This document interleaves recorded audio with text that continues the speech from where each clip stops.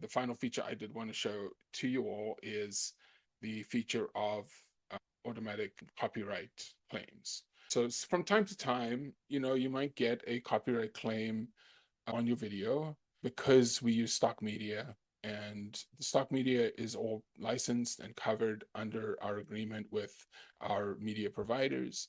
But from time to time, you might get a claim on your YouTube channel if you upload to YouTube. So we've created an automatic resolution for YouTube copyright claims, and they happen kind of rarely, but when they do, it's a little bit annoying to try and get support on it. So what you want to do is you can register your YouTube channel.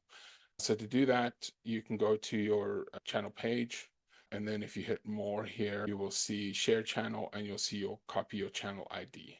And so then when you go in here, all you need to do is paste in your channel ID, register your channel, and it has been registered successfully. So now anything that is like obviously existing claims, we wouldn't be able to retroactively dispute those for you, but if there's an active claim that comes up, we will do our best to automatically resolve those claims for you.